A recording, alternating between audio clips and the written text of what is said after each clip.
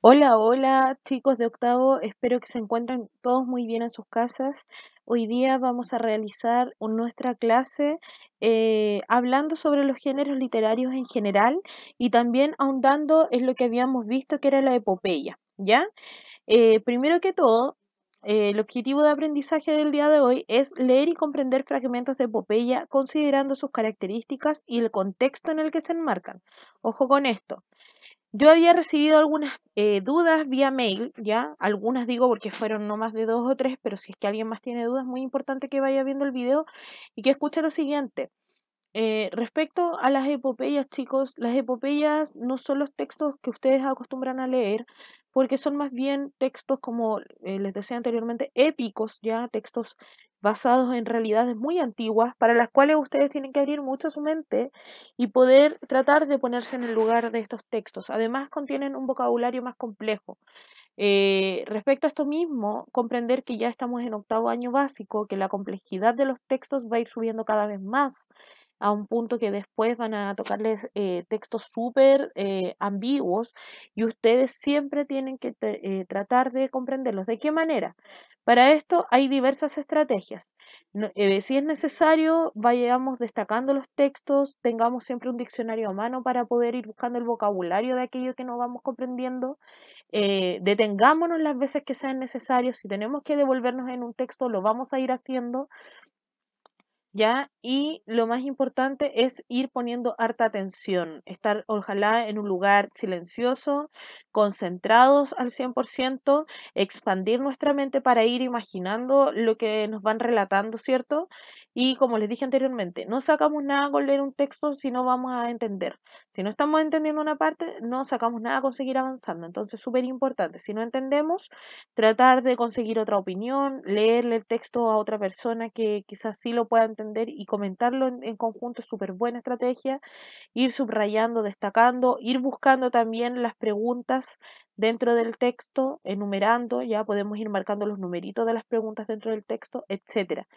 Pueden buscar en Google, chicos, un montón de estrategias de lectura, pero si usted no es bueno para leer desde pequeño, obviamente se le va a hacer más difícil ahora. Eso no quiere decir que va a ser imposible. ¿Te va a costar un poco más? Sí, pero si usted no lo intenta, nunca lo vamos a lograr. Entonces tenemos que desde ya empezar a trabajar arduamente en lo que es la lectura. ¿Ya? El género épico y la epopeya es una lectura que sí o sí tiene que tratarse en octavo año básico. ¿Ya? Está dentro del currículum nacional, dentro del programa, por lo tanto, es una materia muy relevante, ya no la podemos saltar, tiene que pasar por esto. Y tenemos que empezar a leer más para que se nos hagan más fáciles los textos complejos, como lo que le está sucediendo a algunos de ustedes ahora. Para poder enmarcarnos dentro de lo que es un texto, nosotros primero teníamos que conocer rasgos generales de esto. Esto ustedes lo han visto en años anteriores, ¿cierto? Y este año, si mal no recuerdo, yo lo volví a recordar o hacer un resumen a ustedes. Existen diversos géneros literarios y entre ellos los más conocidos son el género narrativo, el género lírico y el género dramático. Dentro de estos géneros, nosotros ahora vamos a añadir el género épico, que lo vamos a poner imaginariamente al lado del género narrativo, porque recordemos que el género épico en el fondo es un género narrativo previo al género narrativo. Como antiguamente sucedían otras cosas y la vida se basaba en otras situaciones, que eran las batallas, las guerras campales, etcétera, y los héroes, ya se hablaba de género narrativo, pero como a transcurso del tiempo esto fue cambiando y el ser humano fue más bien visto como un ser común y corriente, la imagen de los dioses fue bajando un poco y ahora haciendo más responsable a lo que era la suerte, el azar, etcétera. Y a raíz de todo este conjunto de cosas y de cambio del contexto social, entonces es que esto cambió a ser un género narrativo. Los que se siguen manteniendo tal cual entonces son el género lírico y el género dramático, que lo vamos a ver ahora en poco tiempo más adelante, ¿ya? En primer lugar, es muy importante conocer que la intención comunicativa de los tres son diferentes. En el género dramático se van a representar situaciones a través de la actuación, ¿cierto? En el género lírico se recitan versos los cuales van a tratar de expresar sentimientos o emociones, ¿ya? Y en el género narrativo simplemente se relatan sucesos, se va contando una historia. una historia cualquiera, con personajes cualquiera, con una situación cualquiera, la cual es creada por un autor, ¿verdad? Las tres se caracterizan también. En el género narrativo tenemos que esto tiene un inicio, un desarrollo y un desenlace, ¿verdad? Recuerden que el inicio es cuando yo presento a los personajes, el nudo es cuando presento el conflicto y en el desenlace yo resuelvo este conflicto. El género lírico tiene musicalidad y ritmo, ¿cierto? Recuerden que dentro de este está la rima, ¿verdad? Que nosotros habíamos visto y este año también vamos a conocer otros elementos, ¿ya? Como la métrica, ¿ya? Y en el género dramático, este está dividido por actos y escenas, ¿ya? Que también vamos a conocer más adelante. Y finalmente tenemos algunos ejemplos de los tres tipos de texto dentro del género narrativo. Los más comunes y los que vamos a encontrar, por ejemplo, son la novela, el cuento, la fábula, el mito, la leyenda, etcétera. En el lírico, el poema, ¿cierto? La canción, la oda, etcétera. Y en el dramático vamos a encontrar obras de teatro, guión, libretos, etcétera. ¿Ya?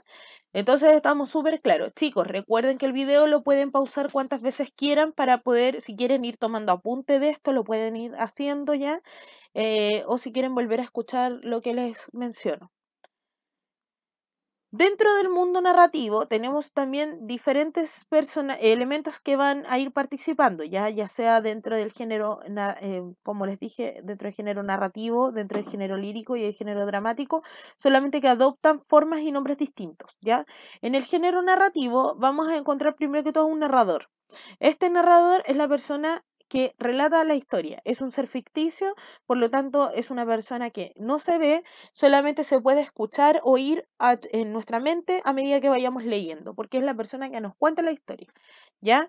Recuerden que el narrador puede contar la historia en primera, segunda o tercera persona, pero que generalmente la segunda la vamos a dejar para lo que son publicidades o elementos apelativos, que es cuando nos están solicitando algo, ¿ya?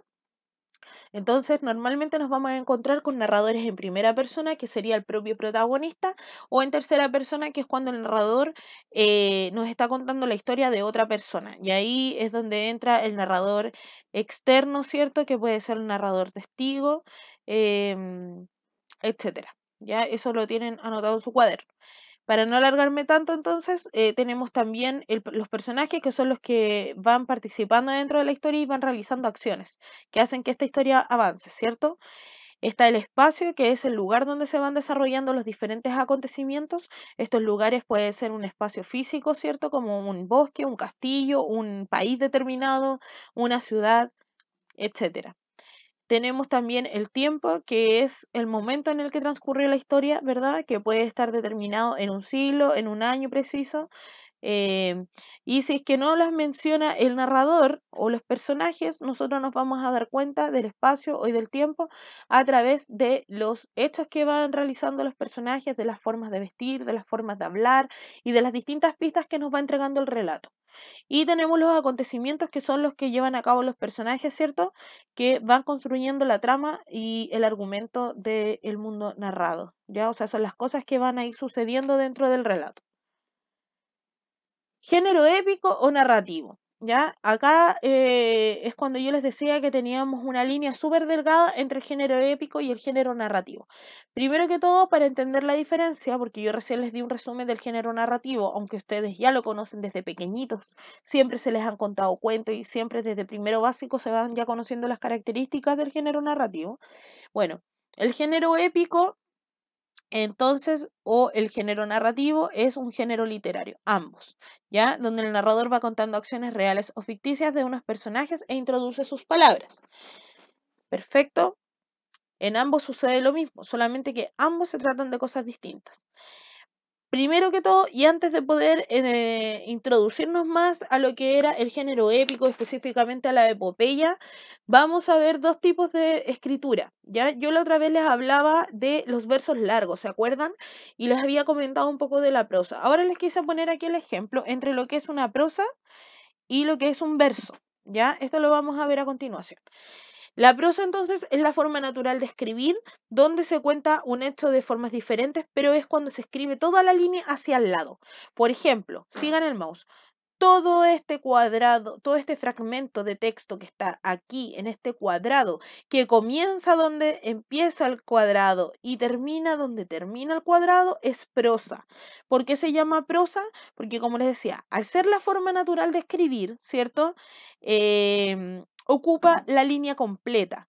Nosotros no andamos por la vida en general ocupando un pedacito de hoja porque siempre tratamos de aprovechar toda la extensión de la hoja, ¿verdad? Bueno, eso es escribir en prosa. Cuando usted escribe un cuento, una novela, qué sé yo, usted escribe en prosa, ocupa toda la extensión de la hoja para poder armar un libro, ¿cierto? Etcétera. Por lo tanto, acá yo puse un ejemplo. Dice así, es cierto que he llevado lo que se llama una vida tranquila, pero he tenido muchas experiencias resolviendo pequeños problemas que han ido surgiendo a mi alrededor.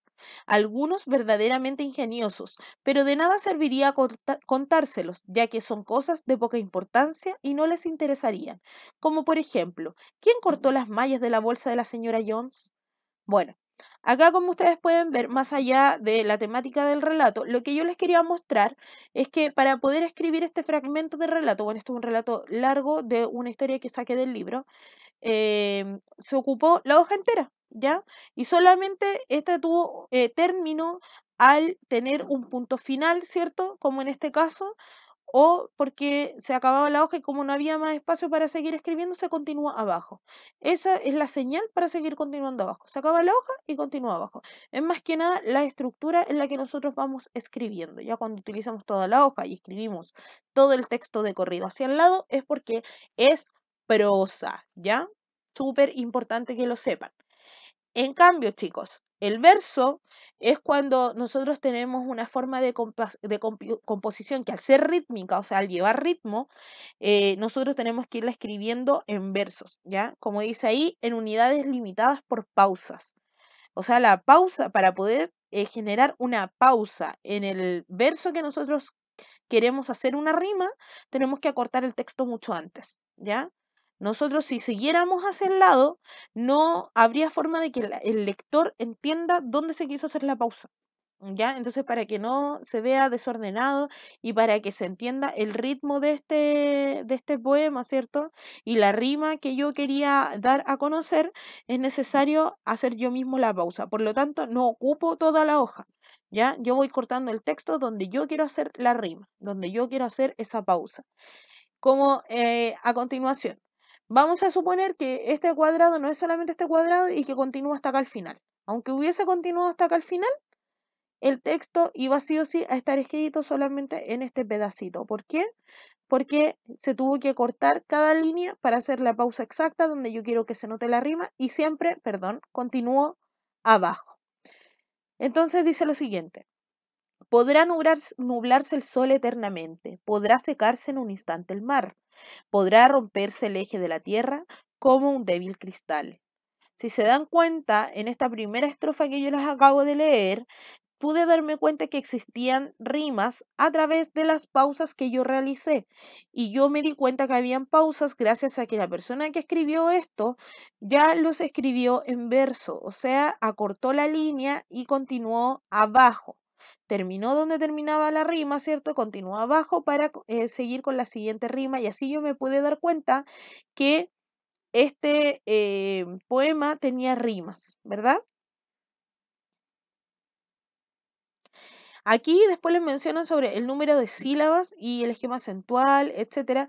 Esto lo vamos a ver más adelante, ¿ya? Lo vamos a ver ahora volviendo a clase, si Dios quiere, y si no, lo vamos a ver dentro de la unidad número 2. Bien, yo le estaba hablando entonces de lo que era la prosa, y acá hay algunos ejemplos de textos que se escriben en prosa, como lo son, por ejemplo, el cuento, ¿ya? El cuento, recordemos que es un subgénero narrativo, que es un relato breve, ¿ya? Y sencillo. Generalmente el cuento tiene pocos personajes, los personajes no poseen descripciones amplias, descripciones muy cortitas, ¿ya? Y no supera generalmente las 10 hojas. Ya, generalmente hay cuentos que son un poquito más largos, otros que son un poquito más cortos, pero siempre se van a dar cuenta que son cortitos al tener pocas descripciones de las situaciones y de los personajes. ¿Ya? Este cuento dice lo siguiente. Hace mucho, mucho tiempo, un niño paseaba por un prado en cuyo centro encontró un árbol con un cartel que decía: Soy un árbol encantado, si dices las palabras mágicas lo verás. El niño trató de acercar el hechizo y probó con abracadabra, tan tan chan, supercalifragilísticoespialidoso y muchas otras. Pero nada. Rendido, se tiró suplicante, diciendo: Por favor, arbolito. Y entonces se abrió una gran puerta en el árbol. Todo estaba oscuro, menos un cartel que decía: Sigue haciendo magia. Entonces el niño dijo: Gracias, arbolito. Y se encendió detrás del árbol una luz que alumbraba un camino hacia una gran montaña de juguetes y chocolate. El niño pudo llevar a todos sus amigos a aquel árbol y tener la mejor fiesta del mundo. Y por eso se dice que siempre, perdón, siempre que, por favor y gracias son las palabras mágicas. Ah, ¿vieron? El niño intentó con un montón de palabras que él pensaba que eran mágicas, como abracadabra, etcétera, y el truco no funcionó. Y cuando dijo por favor y finalmente gracias, funcionó porque las palabras mágicas son esas, ¿cierto? Aplica para ustedes también, chicos. Recuerden siempre decir por favor y gracias, ¿ya? Como se pueden dar cuenta, el cuento tenía los elementos señalados anteriormente. Era un relato breve, ¿verdad? Con solamente dos personajes, que en este caso era el árbol y el niño, con una situación que cuenta súper precisa y súper acotada y que se escribe en prosa, ¿ya? Es decir, que el relato empieza en el principio y termina al final de la hoja, ¿ya? Se ocupa todo el espacio disponible y solamente se separa por punto aparte para poder para poder seguir, perdón, con el párrafo siguiente. Otro caso similar que tenemos con prosa es la novela, ¿cierto? La novela podríamos decir que es como un cuento, pero es mucho más extenso, ¿ya? Acá se hacen descripciones súper amplias sobre los personajes, sobre las situaciones que van viviendo y también sobre los complementos, ¿ya? Sobre los personajes secundarios también.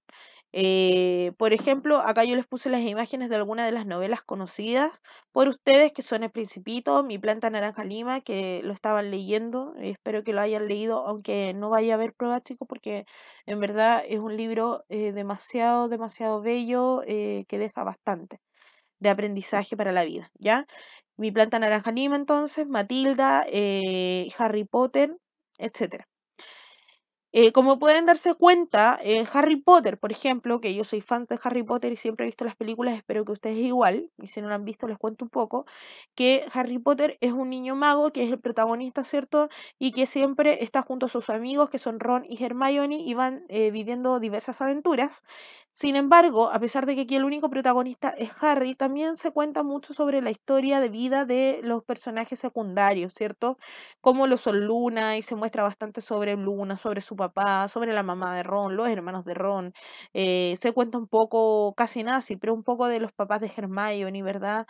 Y se entra mucho en detalle sobre personajes que no tienen tanta relevancia dentro del texto. ¿Ya? A eso va la novela, entonces hacia esa punta, por eso se alarga tanto, porque tiene demasiadas descripciones ya de los personajes y de las situaciones en general. Entonces siempre se van a encontrar que la novela tiene aproximadamente 100 hojas o más de 100 hojas. Ya digo aproximado porque se van a encontrar con novelas de 70, 80 hojas, así en adelante. Bien, acá yo les había explicado entonces lo que era el verso y lo que era la prosa. ¿Por qué yo dejo abierto aquí el tema en lo que es el verso? Porque habíamos dicho la semana pasada que teníamos unos relatos que apuntaban al verso largo, ¿cierto? Como lo era, por ejemplo, la epopeya. Nos vamos a detener un poco en la epopeya para poder recordar ciertos elementos que habíamos visto en la clase pasada. En primer lugar, recordar que estos eran poemas narrativos, ¿cierto? O sea, nos narraban una historia, pero eran poemas súper largos, ¿ya? Que tenían un verso más largo y que contaban con un suceso notable y heroico, vivido por personajes nobles o extraordinarios. Las hazañas de estos personajes nobles eran el interés de un pueblo entero o de una nación, ¿cierto? Ellos hacían cosas tan importantes por la nación que finalmente se escribía historias sobre estas personas, ¿ya? Recuerden también que fueron la primera manifestación narrativa en la que el autor estaba buscando ya un aspecto más artístico y estético de un texto, o sea, que se viera bonito por primera vez, ¿ya? No solamente escribía por escribir, sino que también quería que en cierta forma fuera rimando y se viera todo bien lindo. Los autores que reconocían la importancia de la obra deseaban hacer algo bello, ¿cierto? Y que llegara a un público mayor. Y es a partir de eso entonces como se fue creando la epopeya. Generalmente el tema que tocaba en la epopeya que eran las guerras, ¿cierto? Y batallas más importantes. Los protagonistas generalmente eran guerreros famosos o personas muy importantes dentro de un pueblo, ¿ya? Y además dentro de la epopeya se contaban episodios muy importantes que conformaban el pueblo de la nación y tenían un objetivo más bien nacionalista. Esto es decir, que contaban con sucesos o hechos que conformaban la identidad del pueblo. ¿Ya? Hasta ahí estábamos clarísimos, ¿cierto, chicos? Respecto a lo que habíamos visto de la epopeya. Los protagonistas de la epopeya, chiquillos, tenían características que los hacían ser personas íntegras, ejemplares, ¿cierto? Y considerados casi modelos a seguir, porque, como les decía anteriormente, eran guerreros heroicos, hombres muy virtuosos, o sea, tenían muchas virtudes, muchas cosas buenas, eran inteligentes y con valores muy considerados como ideales por el pueblo, ¿ya? Los registros más antiguos de la epopeya, ¿recuerdan cuál era o no? Esa piedra que estaba escrita, ¿cierto? Esa piedra de arcilla que estaba tallada, ¿cómo se llamaba? El Gilgamesh, ¿cierto? Que se ubicó en Mesopotamia entre el año 2200 y 2000 antes de Cristo, ¿ya? Otros ejemplos de esa región tenían las epopeyas creadas en el Ramayana, sí, Ramayana y el Mahabharata, ¿ya? Eso lo pueden encontrar todo en el video anterior, pero ahora yo lo dije así súper rápido. Y algunas de las epopeyas más famosas que ustedes van a encontrar y que las van a tener que leer son la Ilíada y la Odisea, ¿cierto? Son ejemplos más famosos de la epopeya que provienen de Grecia, ¿ya? Y después de eso nosotros habíamos hablado del Cantar de Gesta, ¿ya?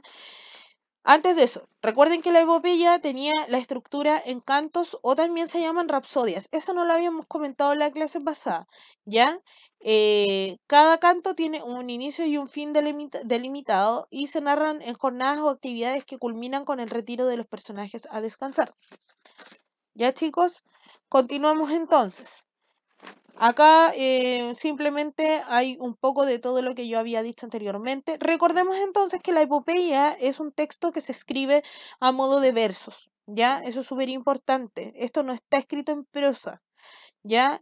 El narrador generalmente va a ser omnisciente o testigo. Recuerden que omnisciente es un narrador que está en varias partes, que como dice la palabra, es omni, o sea, varios, y está como consciente de varias cosas, de las formas de pensar, de sentir y de actuar de las personas sin que necesariamente los vea, sino que es como que estuviera en la mente y el cuerpo de cada una de las personas y lo sabe todo. O también puede ser testigo, ¿ya? Esos chicos. Y habíamos visto la estructura de la epopeya y todas esas cosas, ¿ya? Por otra parte, chiquillos, teníamos los cantares de gesta. Los cantares de gesta estaban escritos, eran un subgénero narrativo también que hablaba de las hazañas de un héroe histórico, ¿ya? Y acá pueden ver un cantar de gesta, cómo está escrito en estos versos, ¿ya? Perdón. Vamos a leer un pequeño extracto. Dice, por las calles de La Habana un duende se pasea. Bajo el sol o en pos de las estrellas se escucha a través de las celosías. Su voz cascada sin prisas, cantando sus loas. Su paso incansable golpea los adoquines. Con el peso de su historia, su andar de 1000 eras, es camino que conduce al reino de la hidra y de la sierpe. Sus manos no imploran regalarle un pan, no es dádiva sino premio que otorga, desde su antigua dignidad, de orate. Sus manos van llenas de regalos, pajaritas de papel, cometas, flores, sus trenzas habían de noche en contienda. Tormento de dragones, salvador de damiselas, amo del grifo y de la esfinge, glorioso servidor de tantos reyes. Sus ojos se pierden más allá de la mirada, evocando sueños de gloria al descampado. Su afilado perfil, retrato ideal de aquel hidalgo, guarda las claves del misterio. Su alma noble no conoce el reposo, va tras su voz, proclamando su gloria, que ya es nuestra, parte de nuestras evocaciones, de nuestros más caros recuerdos, leyenda, aún antes de la muerte. Le miro ahora, hecho estatua, y sé que el caballero no está ahí. Nadie lo pudo atrapar jamás jaula alguna caballero del viento, de la nube, de las aves, jinete de la lluvia, de los bancos de los parques, de las plazas y las glorietas, paladín de los locos, de los niños, de los bardos, del polvo y de la risa, Sé que vagarás cual adalid de lo mejor del alma humana, más allá del tiempo y del espacio, hasta desgastar los adoquines que forman las calles de esta villa, que dio espacio a tus andares en esta pequeña isla que flota sobre el mar de la deriva. ¡Ay, qué bello! Ya, para poder comprenderlo, recuerden, me detengo y voy repasando lo que nos había dicho este hermoso cantar de gesta. Vamos a recordar que el cantar de gesta, ¿cierto?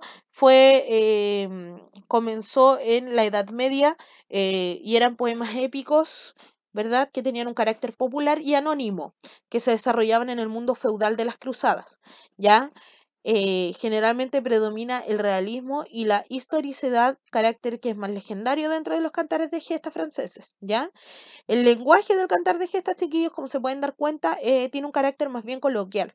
Tiene expresiones que reclaman la atención del público, em, tienen un diálogo directo, descripciones breves, uso de apelativos épicos como para poder caracterizar a los personajes. Como lo estábamos viendo recién acá, estuvo todo el rato caracterizando a alguien, ¿cierto? Dando las descripciones sobre ese alguien. Y em, el recitador, que era el juglar, ¿cierto? Se las aprendía de memoria, iba a la plaza, digamos, a narrar estos cantares, ¿ya? Bien, la rima es más bien asonante, ¿ya? Y los más famosos de los cantares, por ejemplo, son el cantar del Mío Cid, y los más populares el Cid y la Araucana, ¿ya? Que es de culto. Bien, chicos. A continuación, yo los invito a que vean la diferencia principal entre lo que es una epopeya y un cantar de gesta, que también lo habíamos dicho en la clase pasada, ¿cierto? Como dice acá, la epopeya es un subgénero épico, es decir, narrativo, escrito la mayor parte de las veces en un verso largo, que se llama hexámetro, o prosa, que consiste en la narración extensa de acciones trascendentales o dignas de memoria para un pueblo en torno a la figura de un héroe que representa sus virtudes de estima. Lo leo súper rápido porque todo esto yo ya lo había explicado. Si ustedes quieren detenerlo, tomar apunte, no hay ningún problema, ¿ya?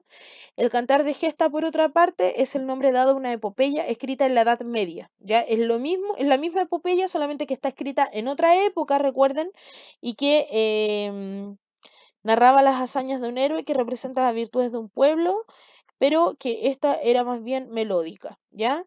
Em, el cantar de los Nibelungos es un poema épico y la epopeya es más bien un subgénero épico.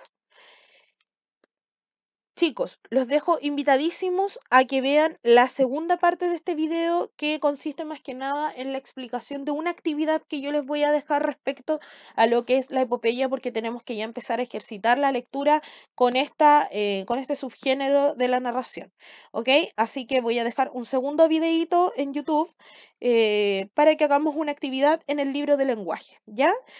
Nos vemos en el siguiente video.